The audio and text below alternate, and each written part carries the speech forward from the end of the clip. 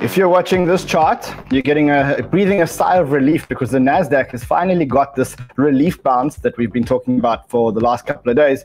But it hasn't done anything for Bitcoin. Nothing. If you look at Bitcoin still accumulating at the 29,000 or 29,132 range. And if that's not bad enough, for those people holding alts, you're probably watching this chart. And you're thinking to yourself, oh my goodness, that's because the Bitcoin dominance is not on an absolute tear. Altcoins are getting destroyed. And everything, all the money is going into Bitcoin. We're going to talk about how long this is going to last for. We're going to talk about whether you should be starting to buy altcoins, because everyone says that when others are fearful, we should be greedy. We're going to talk about whether this year is a relief bounce, or whether this is the start of a new bull market, or whether we've broken the trend of a down market. And today, as you know, it's Friday. Friday is our big banter day, and today we're not going to let you down. I promise you, we're not going to let you down. We've got some big names here. So, Banter fam, let's do this.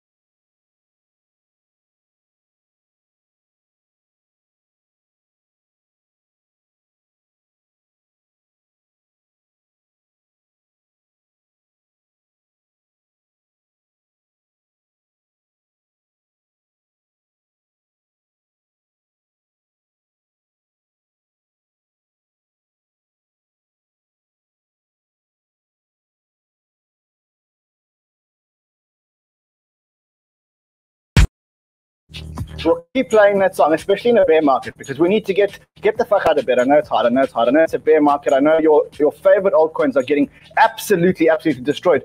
But we're here, and we bring you crypto love, and we bring you crypto wisdom. This time, I'm coming to you all the way from Monaco. I'm here for the Grand Prix, as you know. And I was going to cancel because right now there's actually a practice race going on. And I wanted to watch the practice race, but I thought, I can't let you guys down. So here we are, bringing you crypto love, crypto wisdom, bringing you a massive Friday banter. We've really upped the ante here on the Friday banters, bringing in the biggest names. For the next 10 weeks, we've got Friday banters booked like you've never seen before. So listen, banter fans, do me a favor. Smash the like, subscribe to the channel if you're not already a subscriber. Like this content, let everybody know we're out there. Let's get the show on the road. Let's start talking about what the hell is going on out there. And it is absolutely brutal. Unless you're watching the NASDAQ. If you're watching the NASDAQ, well, it's not that bad out there. It's not that bad. The NASDAQ has had a relief bounce. In fact, I looked at the bottom. The bottom was at about 11,481. It's now 12,571. That's about a 7% bounce off the bottom. So looking, I don't know, a little bit better. Question is the worst over? I'm going to ask my friend Raoul. Raoul, how are you, my friend? I'm great, thank you. Watching these markets with interest. Much worse than I expected, I must be honest. I mean, we always spoke about a bear market. We always spoke about the fact that winter was going to come. I think it came much sooner than I expected. And I think it feels much more brutal than I imagined it. What do you think? Well, my first crypto winter was 2014. So I was in 13. I rode it all the way down 82% and all the way back up again into 2018. It feels much worse now because the number of participants in it is much broader. Everybody's angry. Everybody's fed up. Everybody's miserable losing money. But if you zoom out, ETH is back to where it was a year ago. So, but it feels a lot worse than it did then. It's weird. It's just been, it just feels miserable. But It does just feel miserable. Look, we're going to talk about that. I'm also going to get some of our other friends on. I see Jurrien Timmer is here. Jurrien, welcome, man. It's your first time here on Banter. Jurrien is from Fidelity, head of macro for Fidelity. Welcome to Banter, my friend. Thank you. Good to be here. Nice to see you, Rob. Nice to see you, Jurrien. I mean, I must say, I see you posting a lot of stuff on Twitter. We're going to talk about a lot of you got some really deep analysis. We've got Dan Tapiero, but he seems to have fallen off the stream. So I'm sure he'll log on. It's nothing unusual from what I understand. Nothing unusual from what I understand. Oh, let's start off by talking about this little relief bounce that we're seeing on the NASDAQ. So, I mean, the NASDAQ has been going down. I think we had probably 6 or 7 down weeks on the NASDAQ. There's Dan back on the stream. We're at 6 or 7 down weeks on the NASDAQ. we're not turning back up. If we correlate that to, the US 10-year Treasury yield, we see that the US 10-year has done an absolute U-turn. So it went up to about just under 3.25%, now back at 2.72%. What is this? Is this a relief bounce, or is the market saying, okay, the Fed's work has been done? So I'll kick it off. My view is that we're probably going faster into recession than anybody expects, and probably much deeper. I think that's coming. I think we've got a replay of 1974 underway, which was the ISM the Institute of Supply Managers Survey, which is a good guide to the business cycle, went from 56 to 30 in 4 months. Similar setup with oil prices screaming higher, supply restrictions, rates going up, the Fed hiking, all of the same stuff. And there's several of these in history. Equities don't like it generally. The bond market tends to turn earlier, which I've been waiting for. And bonds have started rallying to say, you know what, things have gone too far. I still think we probably have another leg lower in equities into the final low, much like we had in 2018 as well. So I'm not short equities. I've been buying bonds, and I've been buying kind of growth equities, all the stuff that's super beaten up, because I think that the cycle plays out faster than people imagine, and the outcome is a U-turn by the Fed. Jurrien, what do you think? Well, there are two kinds of bear markets, right? There are ones that are associated with recessions. They produce earnings contractions, and they are a double whammy of valuation going down and earnings going down at the same time. And so just mathematically, if the PE goes down and the E in the PE goes down, then the price has to go down a lot to keep up with both of them. And those and so many of the bear markets we've seen, and I've tracked them going back 150 years, are of course associated with recessions. But a number of them are also non-recession bear markets. And until proven otherwise, I'm staying in sort of the glass half full camp for now. And those bear markets that do not produce a recession do not have an earnings decline, and therefore all of the correction happens in the PE. And so far, that's what's happened here, right? The market peaked January 4th, although the meme stocks, the non-profitable growth stocks, they all peaked almost a year and a half ago and are down, 60+%. But the S&P 500 peaked in January 4th. It was down 20.9% at the intraday low a week ago, Friday. The PE went down 25 to 30%, depending on whether you use the trailing or the forward PE. And the duration so far has been 4.5 months. And when you compare that to non-recession bear markets in the past, so 94, 98, 2011, which was down 21%, 2018, which was down 20%, and a few others, they last 4 months, they go down 22%. The PE goes down about 28%. And we followed that script perfectly. And so far, the earnings estimates are holding up. The revisions are down. About half of the companies in the S&P 500 are seeing upward revisions. The other half are seeing downward. So it's clearly the bloom is off the rose, and clearly consumers are seeing their disposable income being eroded by inflation. The ISMs are down, as Raoul mentioned. So clearly the economy is slowing, and there's now a negative wealth effect. But when you think about what the Fed is trying to accomplish, that's exactly what the Fed is trying to accomplish. So again, maybe I'm being too optimistic, but until the earnings numbers start to fall apart, this has been a complete valuation reset from 23 times earnings to about 16. And so that doesn't make the market cheap, but it does make the market fairly valued based on what at least I know at this point. I mean, you say that the earnings haven't been disappointing yet, but there have been a lot of very disappointing earnings. I mean, Netflix was severely disappointing. Snapchat was severely disappointing. We have had some really bad misses. On top of that, we do know that there's production issues that are happening, supply chain issues, which are going to impact a whole lot of companies. And I think that no one knows the extent of those production issues. We know that. And then we've had 1 quarter of negative GDP growth. We're probably going to get a second quarter of negative GDP growth if our estimates are correct. That would officially put us into recession. Are you still confident that it's just the P that's going to drop and not the E that's going to drop? Well, first of all, the NBER is the arbiter of recession. So 2 quarters of negative GDP does not necessarily mean a recession, but that's I'm splitting hairs at this point. But yes, there's been some big earnings misses, especially on the retail side. It shows you that consumers are seeing their disposable income being eroded by inflation. And if you think about it, consumer savings as a percent of disposable income, it was 7% pre-pandemic. It shot up to 35% when the CARES Act kicked in and people had basically no place to spend their money. It's down to 4%. So it's definitely, the economy is definitely slowing, and there's a negative wealth effect. Consumers are spending their money differently than before, less on durable goods, maybe more on travel. You look at TSA checkpoints here in the U.S., they're at the highs. There's been no erosion in people's travel. So people are still spending, but clearly inflation is taking a toll. And again, on the earnings side, earnings growth last year was 40%. That was the peak. As of right now, the year-over-year earnings growth is still 18%.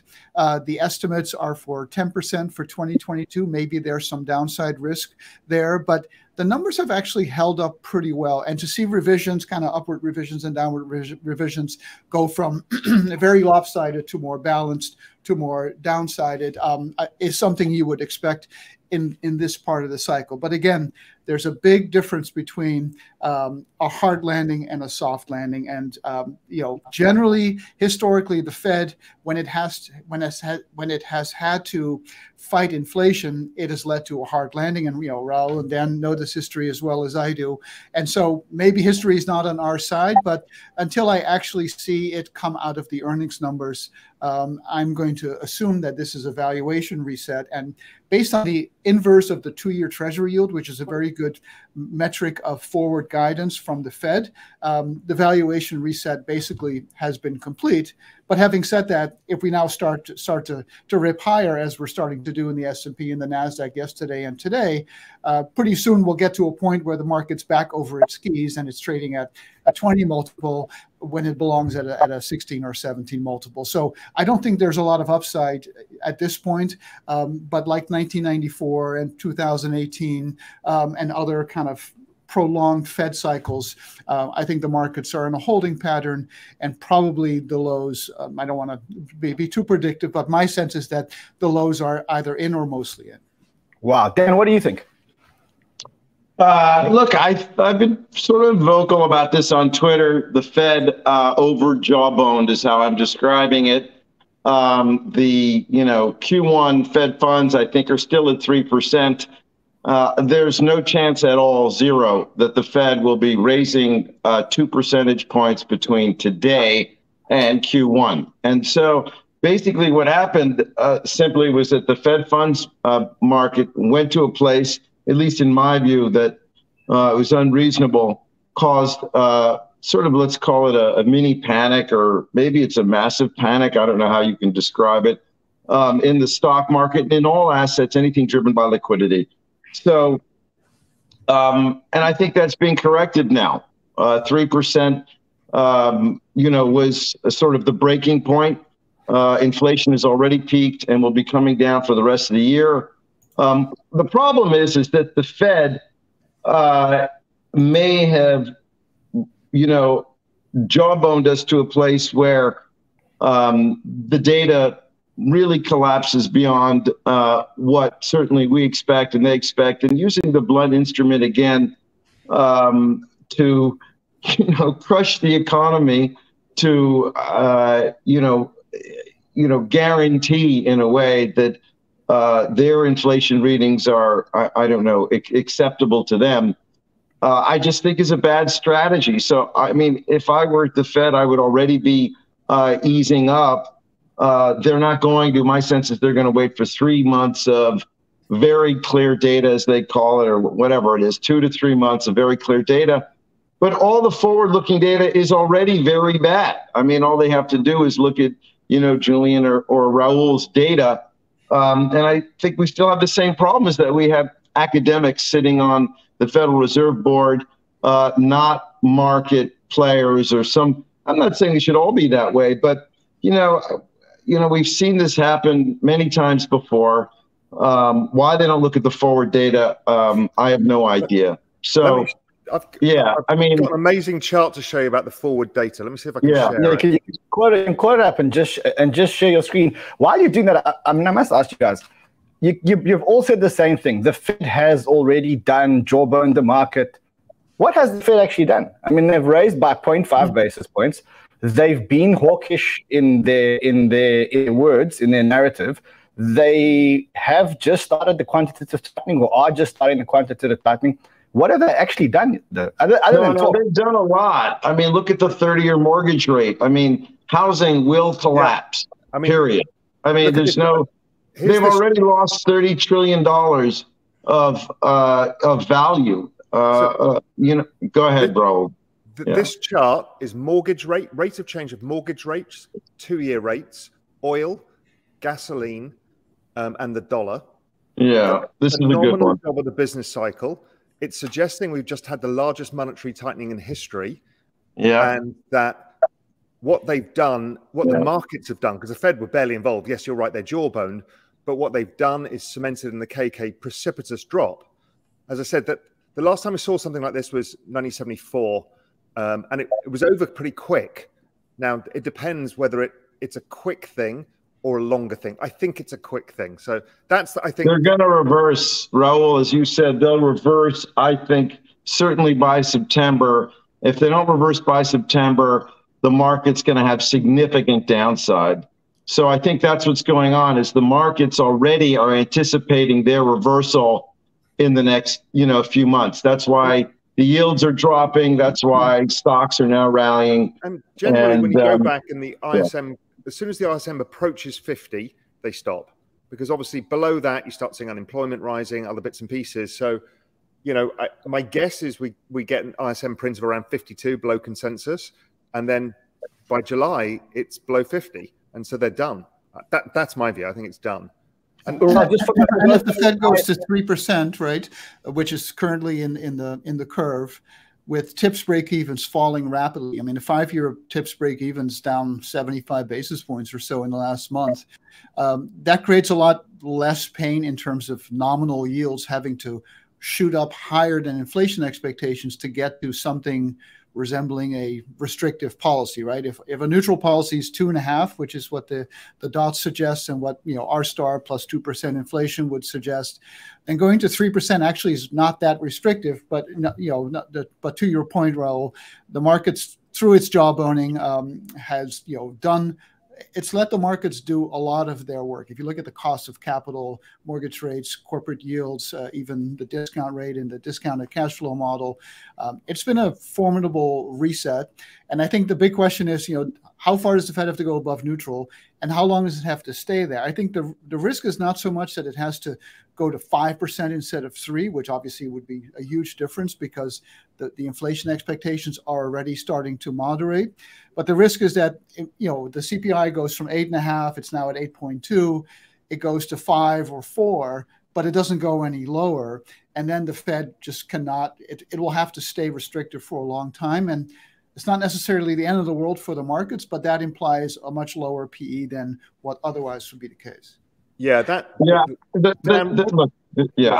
a zero chance. I just think the markets have zero chance of that. Of going above this neutral. There are a lot of other factors at play. The markets have already, over tightened. The whole thing is going to come undone. And it's unfortunate that they don't, respond in front of data, or let's say in the face of obvious forward data. That chart that Raoul put up is really all you need to know. Anybody listening to this, 30 years of macro experience, and Raoul, you've got 100 years here on the only thing you need to know is that chart, okay? That's where we're going, very high degree of probability.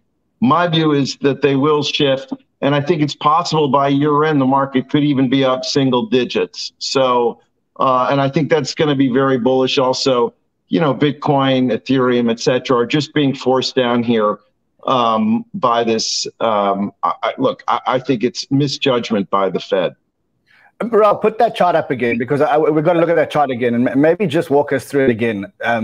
Because Dan's now saying that that's the only chart to look at. I think a lot of people missed it the first time. That's the only chart to look at. This was or some version of it. Yes. Global Macro Investor Roundtable. Julian Bittle put it together for me.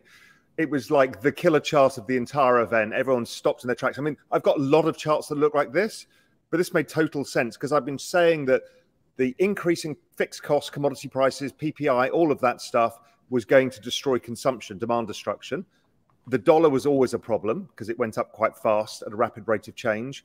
And rates have gone up, 2-year rates and 1-year rates have gone up at the fastest rate of change in all of history. 1-year rates in the US have gone up 800%. And wow. People say, well, that doesn't matter because the rates are low. I was speaking to a good friend of mine last night, big family office, multi-billion-dollar family office. And he's like, oh, yeah, we refinanced everything. And I'm seeing it with all my friends. Everybody who's refinanced their stuff is now seeing massive interest payment increases. So they've doubled. I think it's pretty much that the interest payments have doubled. Just to explain what this is. The interest payments have gone up 8x. It's the 8x. But interest payments as a fraction of the total repayments, they've doubled to over doubled in mortgages. It's huge. And this is what this explain to people, Raoul, explain to people what this is. This is an index that you created yourself that is a reflection of the degree of tightening that the markets have done, right? Correct. So forget about the Fed for a second. The markets themselves have priced in this degree of tightening, right? Yes, and that's the rise in the oil price, which is a tightening of conditions, the rise in gasoline, the rise in mortgage rates, the rise of 2-year yields, and the rise in the dollar. Now, the S&P 500 right now is pricing in an ISM of around 47, around recession level. It kind of suggests that it might need to come a bit lower, but it's against a good comp from next year, so it'll come lower anyway. So the year-on-year rate of change versus the ISM. So I don't know when this turns up, but as yields are turning now, oil, I think, breaks as it did every time we've had this setup. Oil breaks as well, then we're going to find that this chart will start hooking up and we can start looking forward. It feels like all of this is going to play out faster than anybody imagines. Faster downside, faster upside, I think. But, I don't know because Jurrien's right. If we end up in this situation where inflation doesn't come down, I actually think it goes negative. But if it doesn't come down, then we've got a longer term issue that could be more of a bone crunching bear market. So, Ran, I think this is a very important point. Raoul just said, I just want to highlight for your listeners that it is possible that inflation goes negative. Okay, you're not going to hear that. I haven't read that anywhere else. All the data that I look at suggests that is also a possibility. And so that is a reflection of the Fed's, I think, what I call over jawboning or over tightening or however you want to say it. I don't really look at history as much. I mean, I know the history and, there are a lot of differences between now and 74. But I mean, that's a very dangerous situation, right? The Fed would go negative. Go negative. How would it go negative? Simply, the year-on-year comparisons of these commodity prices are a really hard comp, right? So oil at 100, wherever it peaked out at $120, right? Yeah. Anything that's not above $120 is going to give you negative year-on-year rate of change of oil. Yes. In a year's time. And that happens on everything from food prices, which are still going up, to pretty much every single commodity. So you're going to get some really astonishing comps. Now, it's not real inflation. It's not like the price of goods is coming down. It's not deflation, but it's a very different setup than the market currently accepts. And the last time we saw something very similar, again, sorry to bore people with history, was 1947 to 1949. We came out of World War II. You're digging deep. You're really digging deep on that. 1947. So why it's similar is supply issues. Everybody comes back into the workforce and back into normal life, right? Prices explode, obviously. Demand, restricted supply. Yeah. So we got 13% inflation. What happened a year and a half later? Negative inflation. Then we had a kind of actually, Raoul, that analog, the price analog is striking because from 46 to there was a 26% bear market in the S&P, 23% in the Dow. It only lasted 5 months or so, very similar to what we're seeing. You had all this hangover from the war. And then the market actually languished for 3 years and didn't bottom until 1949. And it didn't overtake the 1946 highs until April of 1950. And through that whole period, the long bond was at 2.5% because we had financial repression, and inflation was just all over the map.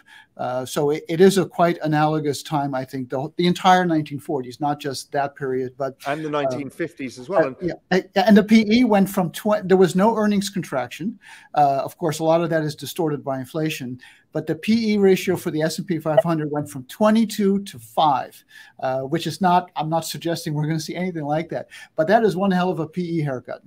What is interesting is over that decade, equities went up 900%. In what decade?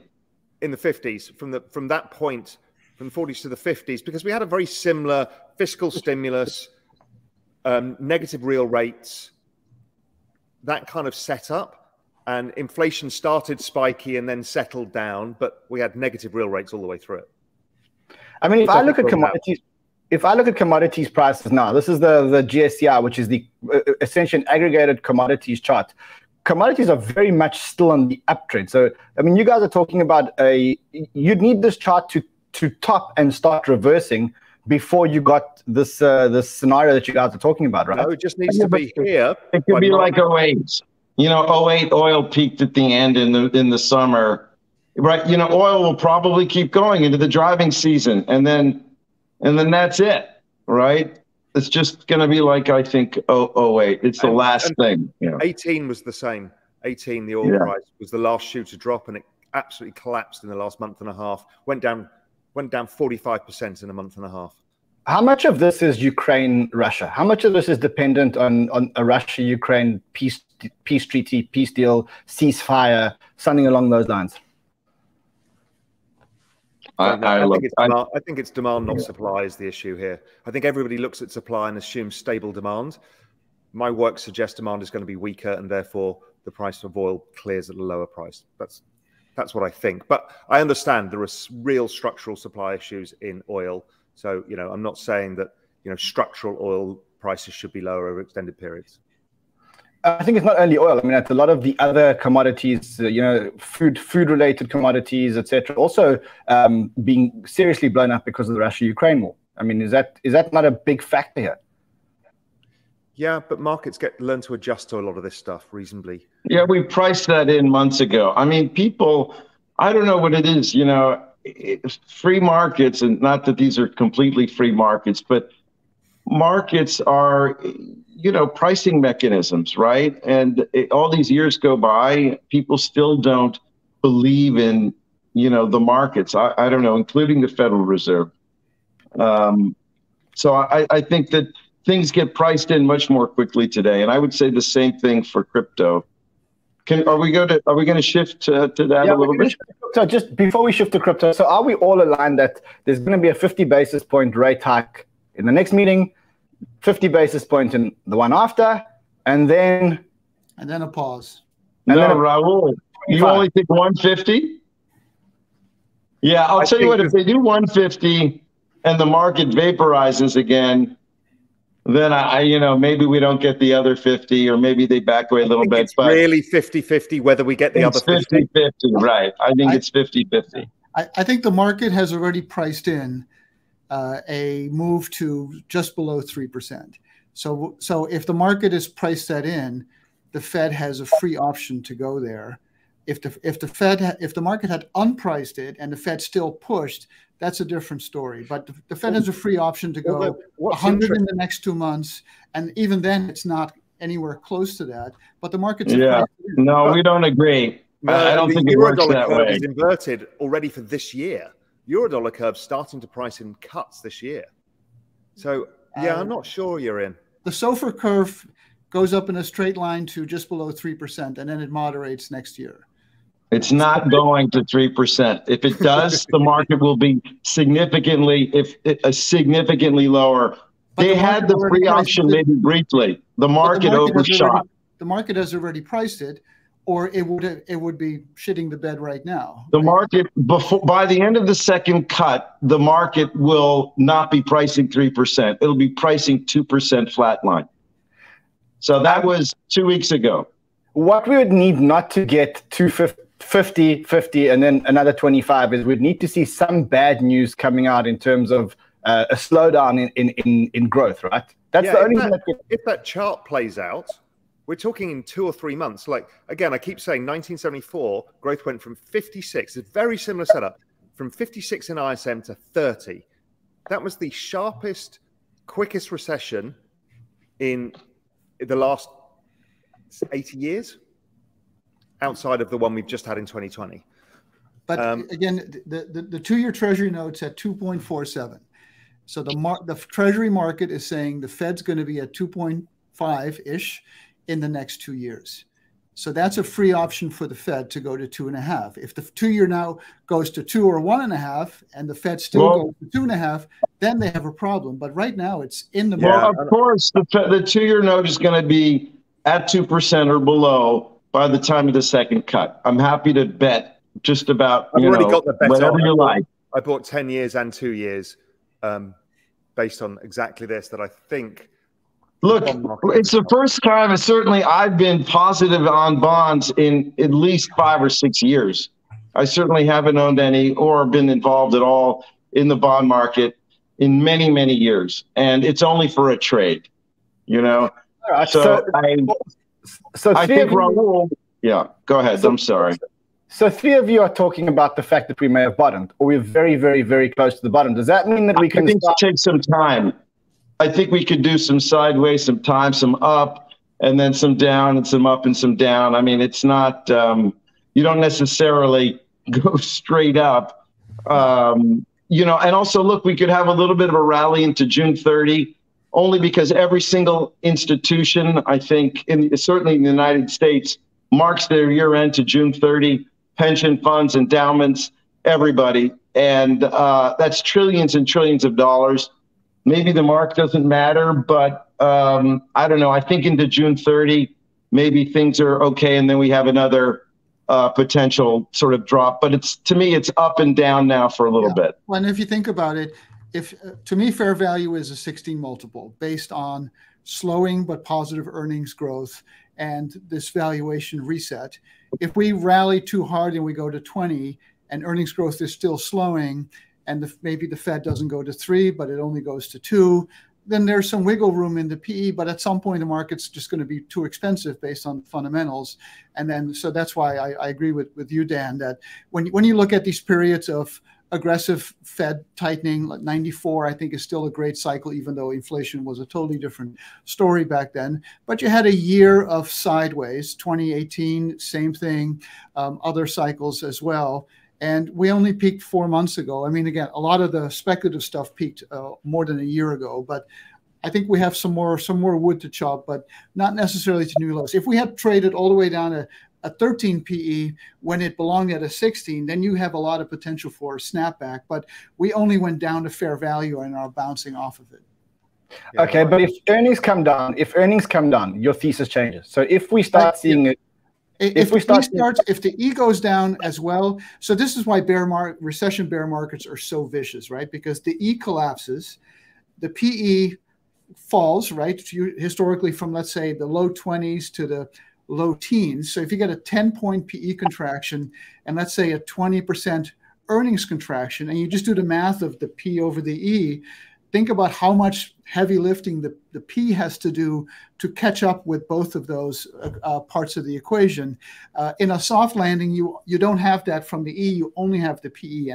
And the trailing PE went down 10 points. The forward PE went down 6 or 7 points. So that's a significant reset, but it's only from the valuation end, not from the earnings end. So if there's another earnings shoe to drop and earnings fall 20% from here, then there's a whole other down leg. But again, at this point, I'm not seeing the evidence of that. But all right, let's segue into crypto. And we've had Bitcoin very, very, very correlated to growth stocks, to the NASDAQ. In fact, in recent months, the correlation has been higher than it's been in a long, long, long time. I've seen some numbers which show that. we now look at the Nasdaq having a nice relief bounce, and we look at Bitcoin, and Bitcoin is flat, maybe down. And to make things even worse, if you're looking at the altcoins and you're looking at the Bitcoin dominance, we've seen Bitcoin dominance at the highest level that it's been in months and months and months. What is the market telling us here about crypto?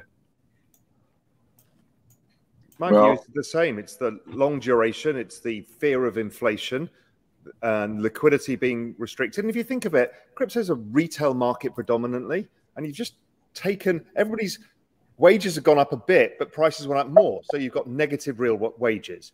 So what that means is if you want to pay for your food and your gas bill, you don't dollar cost average into crypto. It's a pretty simple calculation, and it worked pretty consistently.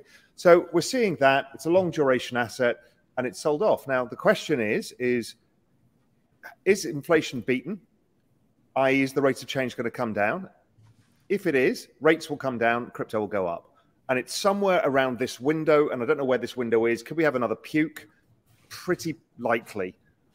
You know, the 60-month exponential moving average on Bitcoin is about 23,000, 22,500. Could we get there? Possibly.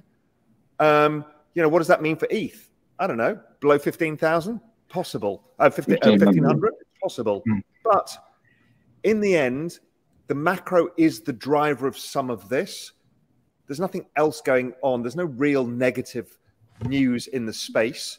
But what I'm also seeing is peak fear sentiment. I've never seen any. I must say, I've been here for a while, and I think I also haven't seen peak. I haven't seen fear like this in a long time. Obviously, and anger. You know, anger, fear. It's extraordinary. Well, and I think it's a testament to kind of the cardinal rule of when you have major liquidations in any market. But other than cash, everything becomes a source of liquidity, including crypto. And it reminds me, and Raoul, I'm sure you remember it well, but in 2008, during the financial crisis, you know, gold was considered a safe haven until hedge funds got margin calls. And then it's like, fuck it, I got to sell something. So even gold was for sale, even though it was considered, you know, a store of value, a safe haven, a port in the storm. But ultimately, anything that's still breathing is a source of liquidity, and I think crypto is not immune from that at all. I want to say, yeah, I mean, I look at it a little bit from the market perspective. 2 or 3 years ago, there were no Bitcoin futures. Really, there are futures everywhere, and many of these sort of traditional fund managers, you know, are using Bitcoin. They're trading Bitcoin. They're using it in a way as a hedging vehicle or part of their portfolio. So if you're looking, you know, you're managing, let's say, a macro portfolio and Bitcoin's in there and you're getting liquidated on some stuff, you know, you tend to liquidate that. I think it's the same thing with Coinbase. Coinbase is at a ridiculously low price. I'm saying this on Twitter since the absolute, the low. You can't have a company that does $7 billion in revenue and then, last year, I think has about $6 billion of cash. You can't trade for $11 billion. And I think it was used as the S&P futures hedge equivalent for people who are long, if in the traditional world, either they're long crypto equity, whether it's Bitcoin miners or whatever. Coinbase is the only sort of liquid equity hedge out there. When things base, I just think, and again, this isn't even specifically about Coinbase. The shorts are going to get annihilated there. And I don't know when, but that in terms of, Jurrien's talking about valuation, I think that's a silly valuation. But I agree more with Raoul. Like, we're in the zone of where it's going to bottom over the next sort of 3-4 months, and you sort of pick your place. I mean, if we're talking about 29 or 23,000 for Bitcoin, that's nothing. You just buy every $1,000 down or whatever it is. But again, I think it's just being influenced by the fact that you have traditional people trading it. Over the long term, there's zero correlation, in my view, between U.S. stocks and Bitcoin. The thing I always say is the S&P in the last 10 years is down 99% against Bitcoin. The S&P is down 99% against Ethereum. If you look at the digital asset ecosystem overall, the growth in the value of everything in that world is still up 6 to 7x from 2-3 years ago. and I think in the future will massively outperform U.S. equities. I think, yeah, I must say, I think I agree with you. I think the Coinbase trade for me is probably the easiest trade in the market right now. I mean, you've got as you said, the only liquid equity into the crypto market, which has a little bit of leverage into the crypto market. And I think that's, I mean, the valuation is now of about 14 billion, which was the last time that I checked it out. It sounds very, very. You do a lot of modeling work on all of this. What's your view? So so just in full disclosure, the only token I've done real work on is Bitcoin, a little bit less, to a lesser extent on Ethereum, but I haven't looked at anything else because as a traditional finance, as a TradFi guy, I look at Bitcoin as an asset class or an aspiring asset class, and I wonder where does it go if we are going into a future of negative real rates, no matter what the Fed does in the near term. I do think that's likely. Again, using the 1940s as an analog, we have a lot of debt. It has to be paid for. We have a demographic, boom of people solving for income. So my sense is that we're going to have negative real rates, and that gold and Bitcoin as another player on that team of a store of value should be on the menu of assets to look at. And of course, we all know Bitcoin is unique because it has the built-in scarcity, but also this exponentially growing network effect. And you've done work on that as well, Raoul. And from my perspective, based on S-curve modeling using mobile phone adoption a few decades ago or internet adoption, and I've looked, I've you did plotted everything S-curves going back 200 years, I think, back to amazing the piece, that 1700s. Thank you. So based on that, I think Bitcoin's probably worth 45 today and maybe 100 in 2 years. And from my perspective, the further it goes, either above that curve or below that curve, the relative value players are going to step in. And my sense was, and maybe this was premature to say, but that eventually Bitcoin would get boring. It certainly isn't boring today. But 5 years ago, I don't think not many people had a sense of valuation. They had a sense of price, and you had these huge moves up and down. But I think as more institutions come in and look at these curve, these demand models and supply models, and they start modeling out the fair value of Bitcoin, that if you do go 20,000 below that curve, people are going to step in and buy. And if it goes up too fast above that curve, then institutions are going to come in and sell. But to me, I see Bitcoin as an asset class different from all the other crypto stuff. All the other stuff to me is blockchain technology. It's a very growthy technological innovation. If you put it in a portfolio, that goes on the kind of the venture capital growthy side of the 60-40. But to me, Bitcoin has a place on the 40 side if you think that purchasing power is going to get eroded over time through negative rates. So I view them as a different ecosystem altogether. Why does the market price Bitcoin different to what you're talking about? The market's pricing Bitcoin as a growth stock. I looked at this separately, and I tried to figure out what was the idiot-proof method, because I'm a lazy macro guy and I'm not as talented as Jurrien in building models. So what I try to figure out is how can I model network effects in a reasonable way? And I did a lot of work on it, and I found it was the two things together explained pretty much everything. It was the value exchanged, let's say on a weekly basis or monthly basis, you choose it, in dollar terms, multiplied by the number of active users. Now, the number output is not important. Just put it against the price. It's identical to price, and it doesn't have price in it.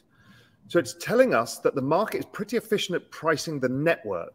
Now, what Jurrien's saying is the network growth is the thing we're trying to estimate, right? Because then you've got the real value add. If you can forecast network growth, then you can basically forecast price. But I figured out how to forecast how to value price. Market's bloody good at doing it. The only one that's traded somewhat differently, and it's too early to say, was ETH.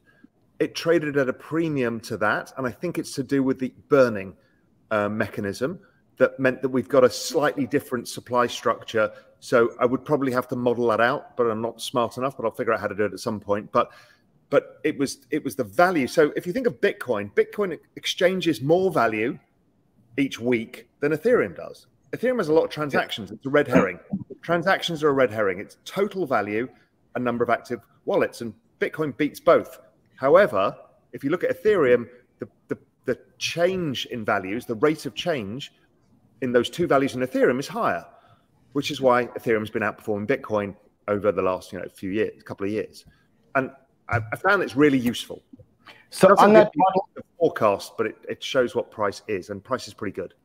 So does that still make you as bullish or more bullish on Ethereum than you are on Bitcoin? Because at one point you were much more bullish on Ethereum than you were on Bitcoin. Oh, I still am, because I think, to Jurrien's point, is, listen, if you believe the future is in the technology, in blockchain technology, then this whole digital asset space should outperform the safe haven. That's just how things work. It always works that way. And therefore, there's a higher beta. There's a higher beta. And if you're in an exponential uptrend, because you're in a network adoption model for the entire space, not just for Bitcoin, then it should outperform over time. It's as simple as that. It's not a value statement about, I don't like Bitcoin because X and I prefer Ethereum for Y. It's all about network adoption models. Once you understand that, you free your mind of all of the narratives that are in the different buckets. So it's just about higher beta. And that means that if we are near a bottom, or if we've bottomed out, or if we're it's higher beta plus the network growth, right? Because there's a lot of high beta altcoins that have no network, which is why they keep failing. You need to find the ones that actually have network. And that's the key thing here. Raoul, someone mentioned a strategy to me yesterday. I'm dying to get your view on the strategy. He said to me, I said to him, are you in any layer ones? And he said, I've exited all. He's a real degen. He said to me, I've exited all my layer ones except Ethereum, which was a very big surprise to me, because he's one of the big investors in NeuNer protocol, in Avalanche. And then I said to him, well, that's strange, because you're such a degen investor on layer ones. He said to me, no. He said, a better trade for me right now is, instead of buying Solana, to work out Solana's beta relative to Ethereum, and to leverage my trade on Ethereum. So if you think that Solana is going to outperform Ethereum by 5 times, instead of buying Solana with a much higher risk, just go into a leverage trade on ETH, a 5x leverage trade on ETH. And to him, what he said is he's betting on the safer asset, but leveraging his bet, and so he's getting the upside. That's a really complicated world, because you need to figure out the volatility of both asset prices. There's a bunch of things. It's the same thing. I mean, you got to be kidding me. If he's just doing 5 times, then it ends up being the same thing. Because I thought there'd be smarter guys than me to do it. Before I let you guys go, let's talk about NeuNer and the collapse of NeuNer and the arguably $80 billion that was wiped out of the market. It's a huge collapse, not only by crypto standards, but actually by traditional stock standards. $80 billion wiped out in 4 days. Of that $80 billion, I think NeuNer was the first collapse that we've seen of a protocol where we've had a very, very, very widely held collapse of a layer 1 protocol. How bad do you think the effect of that is? Is that maybe why Bitcoin can't really recover, because we've completely hold on. Look, I see it as very bullish. We absorbed an $80 billion loss, and basically everything is the same. Bitcoin's 30,000, Ethereum's 2,000. I think it's incredible. The traditional markets would have vaporized. Again, I use that word, on an $80 billion 4-day loss. I mean, it's incredible how resilient crypto is. It's very positive for the future. I really think that, I don't know why they're coming back trying to do it again. But the point is that talk about, anti-fragile. I hate using that term, but I mean, it's incredible how I've seen lots of blowups in the last 30 years. It barely impacted anything. I think it's incredible sign of how strong the market really is. So you think that, on a net basis, in a market that's maturing, a market needs to go through multiple knocks and multiple setbacks as part of the maturing process. You think that we've graduated to a certain degree, saying, look, what setback? I see Bitcoin and Ethereum is basically the same price. Look, everything outside of that, they're venture projects. Okay, everything. Bitcoin, Ethereum or not, I think, like Jurrien says, they're asset classes. It's an asset class. Everything else is just venture, and venture flies around all over the place. But so, we're still, as I see, the ecosystem still is around a $2 trillion value. We've absorbed, that's all the cryptocurrency and all the value of the equity in the space, the private equity. So I think it's, I think it's incredible. I don't know why more people aren't writing about this. I put a tweet out. I didn't really get much response, but I don't know what you guys think. But well, the sentiment is so bad right now, right? So nobody really wants to accept it, and everyone's busy throwing poo at each other. You know, but I agree. You know, Lehman was a higher valuation when it went under, and it was a financial, you know, a financial company. Here you've got a financial instrument that implodes, and as you say, there was no systemic effects, which is pretty amazing. I don't know. I think it's incredible. There were no discontinuities. The trading volume, you know, still is what it is. I mean, it's dropped from last year, but if you think as a long-term investor, I don't want to say the space is bulletproof, but I mean, I don't think we're going to have another blow up as big as Luna, you know, in this cycle. That was it. That was the blow up. And now we'll consolidate for a little while. Maybe we go a little lower, but, you know, I wouldn't mind having a few months of down here and more negative sentiment. I know, bro, I mean, I see what's going on Twitter. And yes, there's some people who are completely psychotic and nervous and this and that. But the way it works generally has been, you must feel like you want to never, ever trade a cryptocurrency or Bitcoin ever again, that it's so bad, it's so horrific. And then, you know, that's the bottom. And I still think we're not quite there. Look, Solana's at 40. Okay, it was 250, but it was at 1 last January. It's up 40 times, okay, 40 times in 18 months. Like, my goodness, right? I mean, you should be feeling no pain. That's great. That's awesome perspective. Jurrien, any thoughts?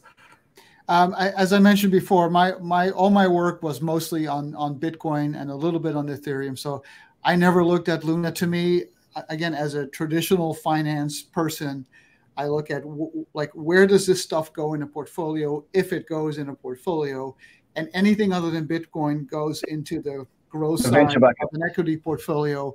But Bitcoin I see as a different animal. So if there's anything to be learned, I think from what we just all experienced in the last few weeks, is that position sizing is very, very important, right? So if you're over your skis and you bought at not at $1, but at the high, you need to be able to withstand that loss. And I think that's true for Bitcoin. It's true for everything. It's true for equities. It's true for the NASDAQ. No matter what you look at. And I think if you're looking at putting these assets in a traditional 60-40 type of portfolio, finding out what the right amount is, I think is very, very important. How I dealt with guys, that. I have to jump. I'm sorry. Enjoy the rest. Thanks for having me. Much love on behalf of the Banter fam. How I looked at that is my core position is mainly ETH. I moved from Bitcoin to ETH, but either way, and I just had a basket equally weighted of other stuff to be involved. So it's a small weighting. I think it was about 15% of my overall position, equally weighted. And you use it as a VC model, which is, okay, we'll see. And then, okay, sure, if something big comes out of it and you can change your weightings over time because you have more confidence in that particular thing, it works. But, you would never bet 100% of your net worth on WeWork, and before you know it, something goes wrong. Yeah, and if you think about it, the market cap of Bitcoin is what, 700 billion or so. Market cap of tradable equities and bonds globally is probably 170 billion. It brings you to about 0.5% portfolio size in the scheme of like a 60-40. So, a little when you have a Sharpe ratio of 1, but a vol and a return of 70 each, a little bit goes a long way, right? Because a little bit could bring you over the line of going from a negative purchasing power to a positive, without making you not be able to sleep at night because all of a sudden this thing is down 50%. So, but again, I speak purely from the 60-40 traditional world and not from the crypto world. All right, guys, much love. It's been amazing having you on. I love the discussion. Jurrien, thank you and welcome to the Banter fam. I think you're now a regular, like it or not. Raoul, amazing to see you again, my friend. Have a beautiful weekend in the Cayman. We'll chat to you guys again soon. Great. Take care, everyone. Thanks so much. Thank you so much.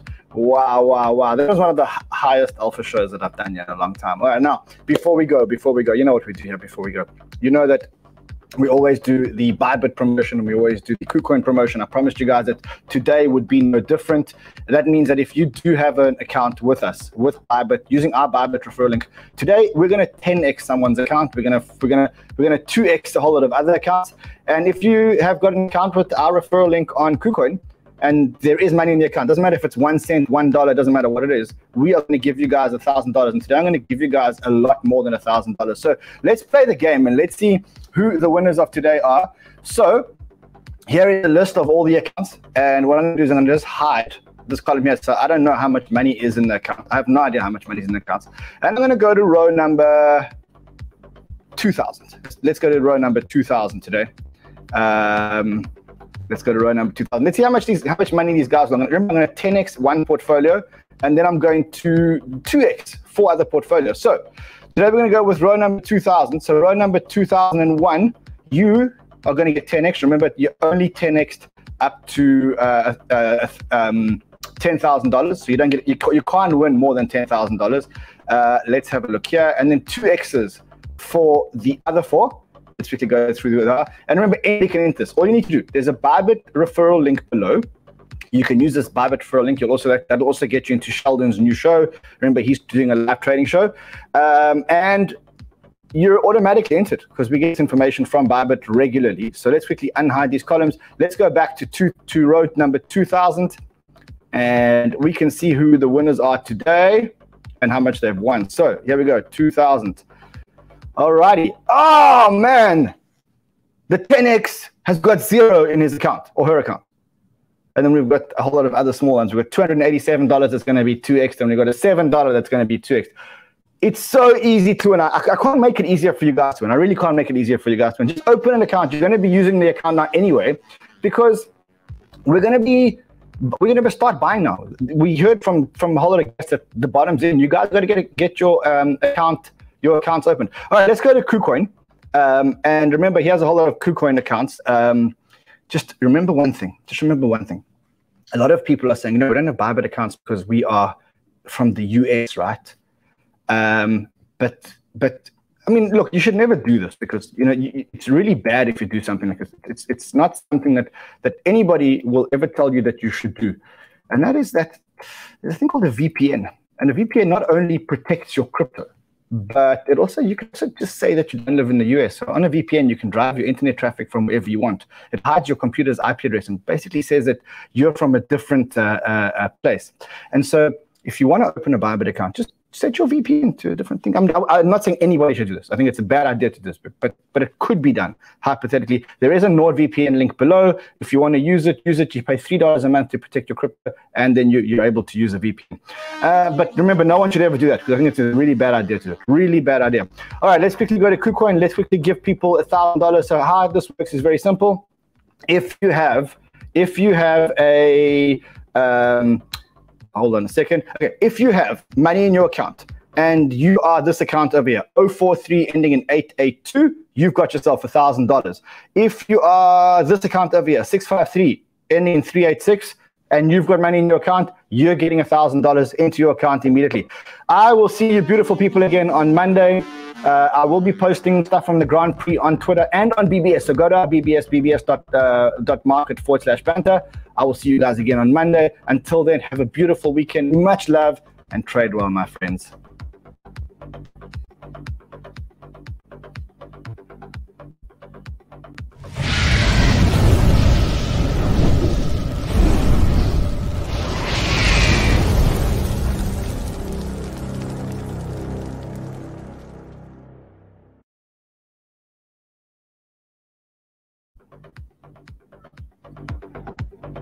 I was supposed to push the button.